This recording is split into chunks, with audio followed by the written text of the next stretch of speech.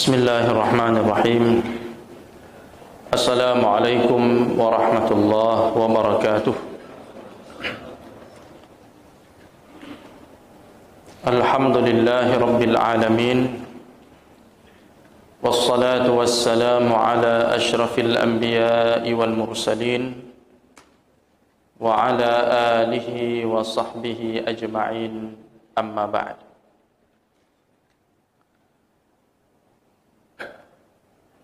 Kaum muslimin wal muslimat, jamaah maghrib yang insyaallah dimuliakan Allah Subhanahu wa taala.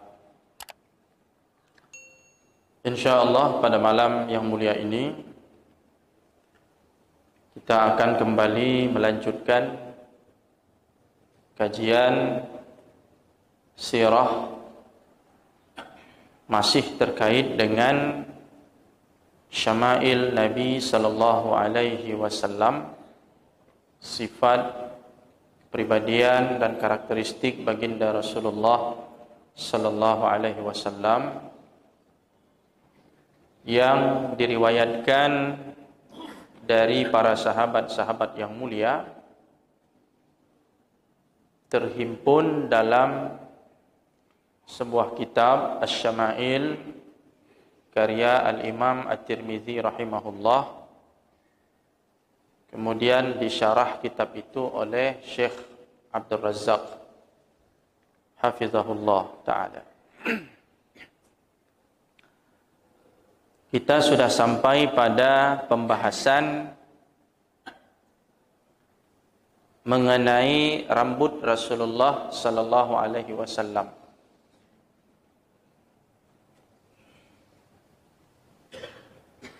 Hadis ke-30, Al-Imam At-Tirmidzi berkata, Haddatsana Suwaid bin Nasr. Suwaid ibn Nasr bercerita kepada kami. Qala haddatsana Abdullah ibn al-Mubarak. Abdullah ibn al-Mubarak bercerita kepada kami. Ia berkata, an Yunus, dari Yunus ibn Yazid, Aniz Zuhri, dari Az-Zuhri.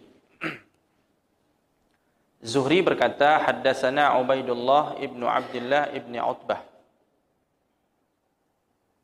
Telah bercerita kepada kami Ubaidullah ibnu Abdullah ibnu Utbah.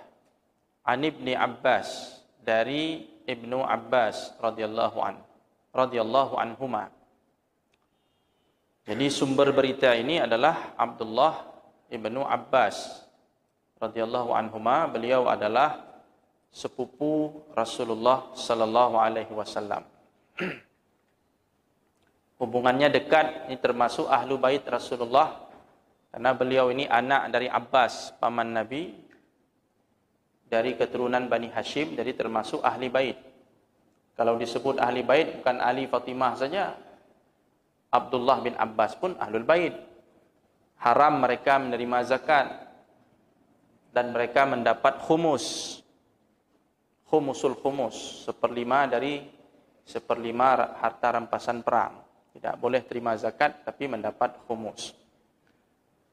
Abdullah bin Abbas ini pernah didoakan oleh Nabi sallallahu alaihi wasallam dalam sebuah doanya, Allahumma faqihhu fid din wa 'allimhu at-ta'wil. Ya Allah, jadikanlah Abdullah bin Abbas ini orang yang faqih dalam agamanya, orang yang alim, paham tentang agamanya, dan ajarkan kepada dia tafsir Al-Quran. Jadi Abdullah bin Abbas hidup bersama Rasulullah, sering bergaul dengan Nabi sallallahu alaihi wasallam, karena itu Rasulullah itu adalah sepupu beliau walaupun beda usianya jauh sekali. Dia masih kanak-kanak. Rasulullah wafat umurnya masih 11 tahun atau 10 tahun. Masih sangat remaja. Dan salah seorang istri Rasulullah, yaitu Maimunah, ini adalah bibi beliau, bibi dari Abdullah bin Abbas. Jadi di rumah Rasulullah itu sering dia menginap di rumah Nabi sallallahu alaihi wasallam. Kadang-kadang Nabi salat tahajud qiyamul lail bersama Abdullah bin Abbas. Sering menginap di rumah Rasulullah karena di situ ada bibinya. Abdullah bin Abbas sangat layak bercerita tentang baginda Nabi sallallahu alaihi wasallam karena Rasulullah saudaranya, ahli baitnya, dan suami dari bibinya sendiri. Dia berkata, anna Rasulullah sallallahu alaihi wasallam kana yusdilu sya'rah.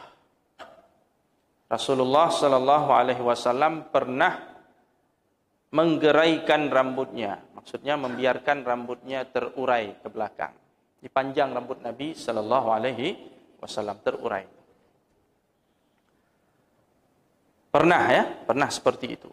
Wa kanal musyrikun yafriquna ru'usahum. Dan orang-orang musyrik, orang Mekah, orang-orang musyrikin baik Mekah ataupun Madinah, yafriquna ru'usahum, mereka membelah rambut mereka menjadi 2 atau 3 atau 4. Jadi rambutnya dibelah, dikelompokkan. Itu orang musyrik, kebiasaan mereka. Wa kana ahlul kitabi yusdiluna ru'usahum, sementara ahlul kitab Yahudi dan Nasrani yang mereka ini punya akses kepada informasi-informasi terdahulu dari para nabi. Punya pegangan kitab suci walaupun sudah diselewengkan. Tapi setidaknya mereka paham tentang teologi, paham tentang ajaran-ajaran para nabi walaupun sudah ada di dalamnya pemalsuan-pemalsuan. Ahlul kitab Yahudi dan Nasrani, mereka yusdiluna ru'usahum, mereka menggeraikan rambut mereka. Terurai seperti yang dilakukan oleh Nabi sallallahu alaihi wasallam. Tidak seperti orang-orang musyrikin membelah rambutnya. Ada belahan rambutnya. Ahlul kitab menggeraikan, membiarkan rambutnya terurai. Wa kana yuhibbu muwafaqata ahlil kitab. Dan Rasulullah sallallahu alaihi wasallam waktu itu senang menyerupai ahlul kitab. Fima lam yu'mar fihi bisyai'in, selama perkara itu tidak ada perintah dari Allah untuk menyalahinya. Karena prinsipnya kita disuruh menyalahi ahlul kitab. Tapi pada waktu itu Rasulullah suka, ingin sama seperti ahlul kitab. Tidak ingin meniru orang musyrikin. Kenapa? Karena menurut Nabi sallallahu alaihi wasallam, ahlul kitab itu lebih dekat kepada kebenaran. Karena mereka ini orang-orang yang sedikit banyak mempertahankan ajaran-ajaran para nabi sebelumnya, walaupun sudah banyak yang dilanggar. Mereka punya kitab samawi, walaupun sudah diselewengkan. Dari amaliyah-amaliyah mereka, sebahagiannya itu sesuai dengan ajaran para nabi. Seperti orang Yahudi mempertahankan khitan, mereka berkhitan. Itu kan ajaran para nabi, berkhitan. Bahkan Paulus itu khitan dia itu. Walaupun kebanyakan orang Nasrani tidak khitan, tapi Paulusnya itu khitan itu karena dia dari Yahudi.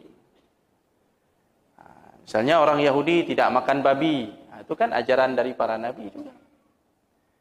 Orang Yahudi meyakini ada azab kubur, itu ajaran para nabi yang dibenarkan oleh Rasulullah sallallahu alaihi wasallam. Orang Yahudi bercerita tentang peristiwa hari kiamat, hari berbangkit. Sebahagiannya ada yang sesuai dengan ajaran para nabi dan apa yang diajarkan oleh Rasulullah sallallahu alaihi wasallam. Ini juga bagian dari pengetahuan ahlul kitab yang diterima dari para nabi. Makanya Rasulullah lebih senang menyerupai ahlul kitab daripada menyerupai orang-orang musyrikin. Karena musyrikin ini agamanya murni, itu agama hasil nalar, hasil pikiran, olah pikir manusia. Kalau ahlul kitab ada sisi benarnya. Makanya Israiliyat, kalau dalam konteks kajian tafsir, Israiliyat, informasi-informasi yang bersumber dari ahlul kitab terkait dengan penafsiran Al-Quran itu kan terbagi 3. Ada Israiliyat yang sifatnya muwafaqah, sesuai yang disebutkan dalam Taurat versi mereka ya, atau dalam Talmud atau dalam Injil versi mereka. Itu ada yang sesuai dengan Quran. Maka yang sesuai dengan Quran kita terima Israiliyatnya itu. Tidak termasuk dalam kategori dakhil. Perkara yang masuk yang tersusup dalam tafsir. Karena itu bagian dari asil, orisinil. Kenapa? Karena beritanya memang dari ahlul kitab tapi sesuai dengan Quran, muwafaqah dia. Nanti ada Israiliyat, berita-berita dari ahlul kitab yang mukhalafah. Mukhalafah ini artinya dia bertentangan dengan Quran. Quran itu dalam pemaparannya itu memposisikan para nabi dan para rasul itu sebagai orang yang maksum, orang yang taat kepada Allah, orang baik. Tiba-tiba Israiliyat menceritakan bahwa ada seorang nabi yang menzinahi putrinya. Udah enggak cocok tuh dengan prinsip Quran, dengan spirit Al-Quran tentang para nabi. Maka Israiliyat yang mukhalafah seperti ini, yang bertentangan, bertolak belakang dengan ajaran Quran, kita tolak. Kenapa? Karena Quran tidak membenarkan itu. Jadi gambaran Nabi menurut versi Talmud, umpamanya salah satu referensi orang Yahudi, dengan gambaran Nabi yang dipaparkan oleh Al-Quran berbeda. Kita tidak terima itu karena mukhalafah. Nanti yang ketiga, ada Israiliyat jenis yang ketiga namanya maskut anhu. Israiliyat yang tidak mukhalafah dan tidak muwafaqah. Artinya berita itu bersumber dari ahlul kitab, Israiliyat, tidak bertentangan dengan prinsip Quran, tapi juga tidak ada pembenaran dari Al-Quran. Maskut anhu, dia no komen berarti, tidak ada komen dalam Quran. Misalnya kisah Nabi Yusuf digoda oleh seorang wanita, disebut namanya Zulaikha. Nama Zulaikha itu tidak ada dalam Quran, tidak ada dalam hadis. Kita sebut Zulaikha. Udah itu kisahnya itu lagi berlanjut sampai Zulaikha itu dengan Yusuf menikah ya. Makanya ada doa orang menikah itu, orang kawin, ya Allah serasikan antara dua mempelai ini sebagaimana engkau serasikan antara Yusuf dan Zulaikha. Dari mana itu doa itu? Dari Israiliyat. Karena kisah pernikahan Yusuf dengan Zulaikha itu, nama saya sudah Israiliyat. Nama saja sudah, Zulaikha saja sudah Israiliyat. Apalagi kisah perkawinannya itu. Persoalannya, boleh nggak seorang Nabi menikah dengan wanita? Boleh. Para Nabi menikah. Punya pasangan. Nggak bertentangan dengan prinsip Al-Quran. Jadi tidak mukhalafah. Tapi apakah Quran menjelaskan pernikahan itu terjadi? Tidak ada penjelasan dari Al-Quran. Berarti tidak muwafaqah. Tidak mukhalafah dan tidak muwafaqah. Tidak bertentangan dan tidak ada pembenaran dari Al-Quran. Tidak ada penjelasan secara rinci dari Al-Quran. Maka ini tergolong maskut anhu. Kalau maskut anhu berarti sikap kita apa? La nusaddiq wa la nukadzib. Kita tidak membenarkan, kita tidak mengatakan itu benar kisah itu, dan kita juga tidak mengatakan itu bohong, itu dusta. Ya sudah, kita no comment saja, netral saja. La nusaddiq wa la nukadzib.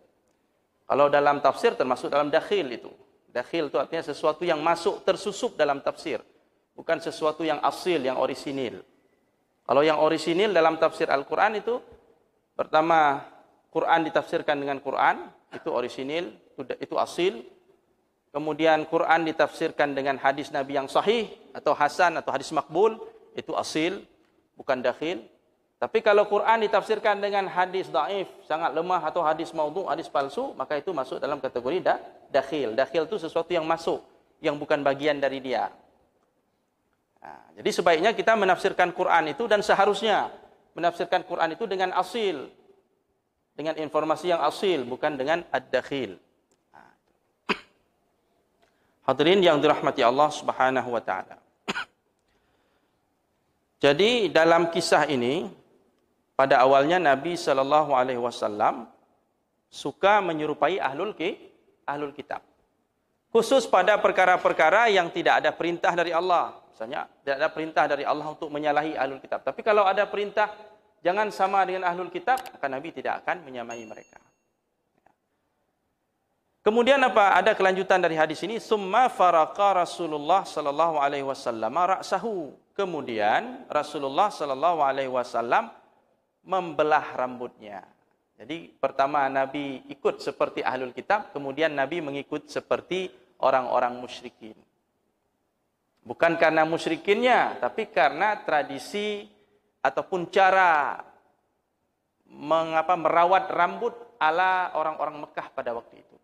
Jadi Nabi di sini sallallahu alaihi wasallam mengikuti tradisi masyarakat tentang cara merawat rambut atau cara membelah rambut. Jadi beliau ikut orang musyrikin, orang Mekah. Bukan karena syiriknya itu, tapi karena orang Mekah biasa punya model rambut seperti itu, maka Nabi pun mengikuti model rambut yang seperti itu. Jadi di sini Al-Imam Al-Hafiz Ibnu Hajar Al-Asqalani rahimahullah berkata, mengelompokkan rambut adalah kebiasaan beliau yang terakhir dibandingkan menggeraikan rambut. Jadi Nabi dulu rambutnya terurai seperti ahlul kitab, tidak dibelah, tidak dikelompokkan.